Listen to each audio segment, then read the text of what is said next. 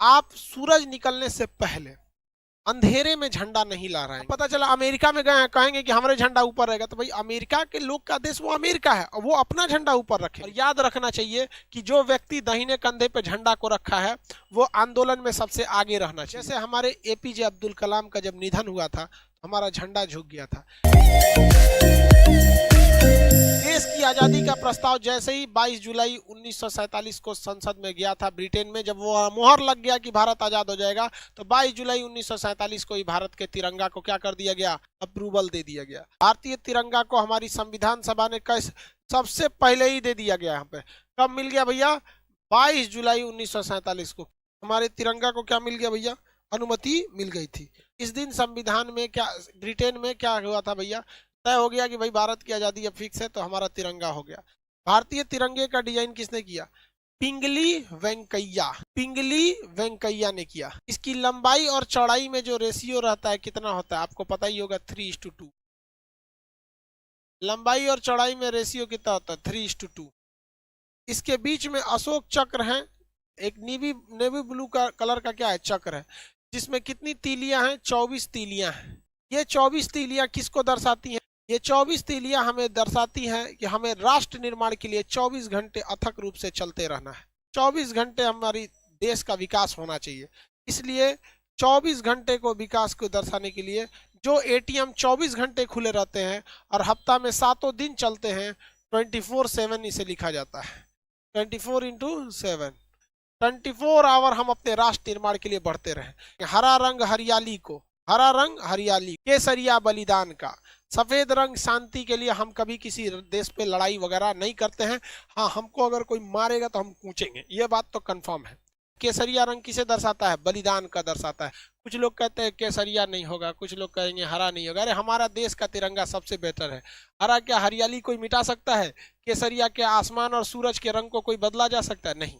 तो देखिए हमारा जो है बलिदान का, केसरिया एक्चुअली किस चीज के लिए, बलिदान के लिए। हरा रंग किसके लिए, हरियाली के लिए। हमारा देश हरा भरा है भाई, मेरे देश की धरती।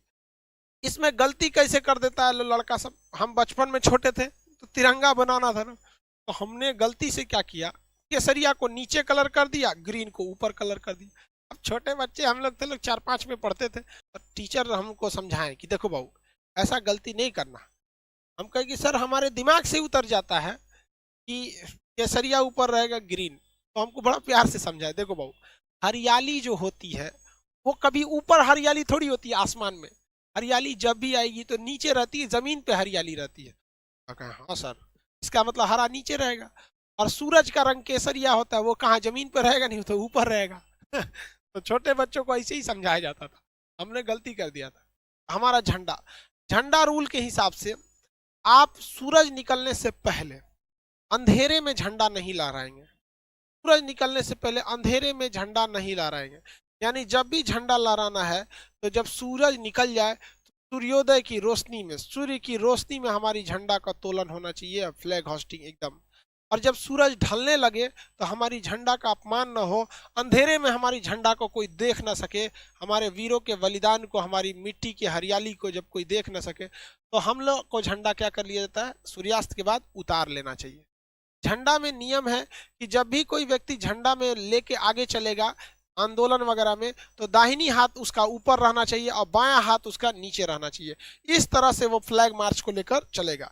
यहाँ पे झंडा को इस तरह से, ये नहीं कि दाहिना हाथ कहाँ रहना चाहिए, ऊपर रहना चाहिए, राइट हैंड इस तरह से लेके वो मार्च करके चलेगा।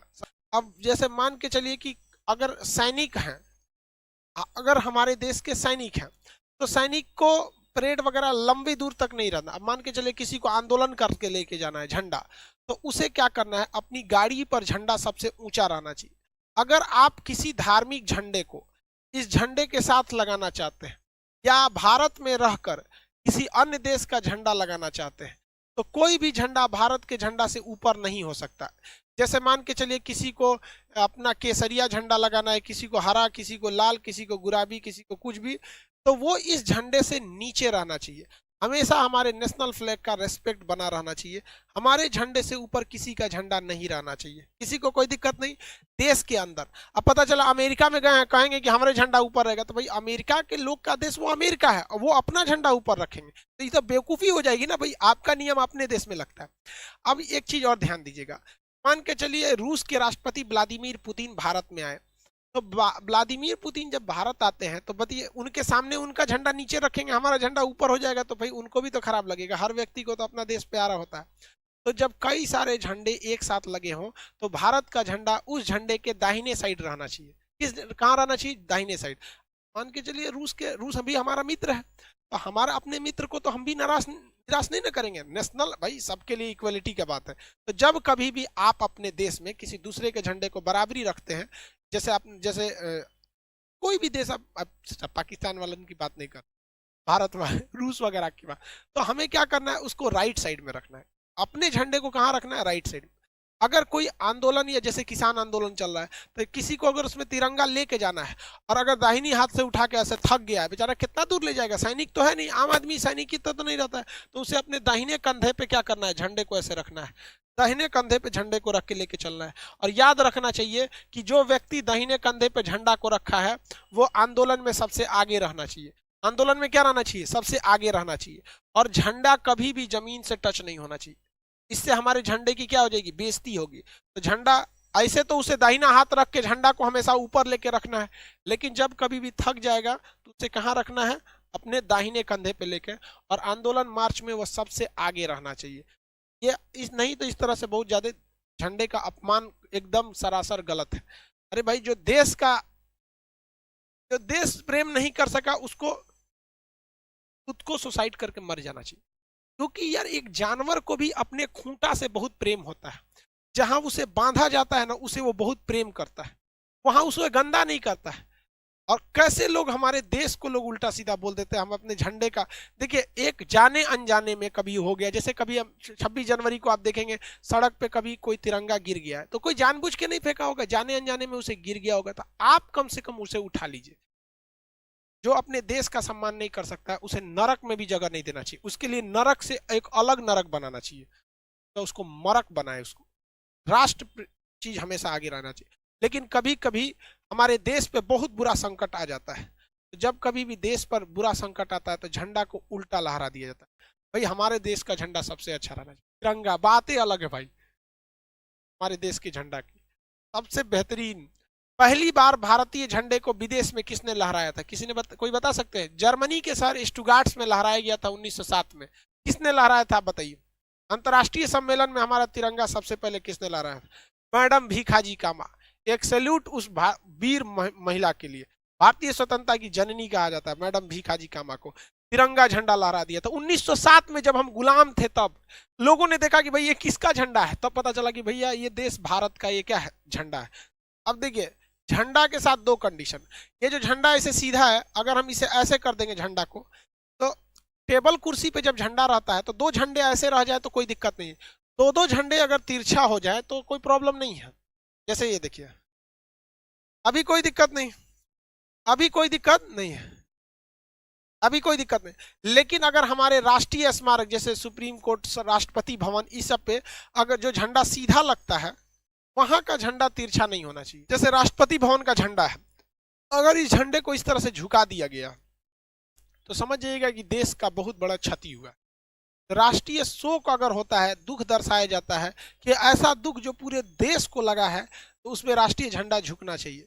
जैसे हमारे एपीजे अब्दुल कलाम का जब निधन हुआ था तो हमारा झंडा झुक गया था। हमारे पूर्व राष्ट्र प्रधानमंत्री अटल बिहारी वाजपेयी जी का जब निधन हुआ था तो हमारा झंडे को क्या किया गया था? झुका दिया गया था।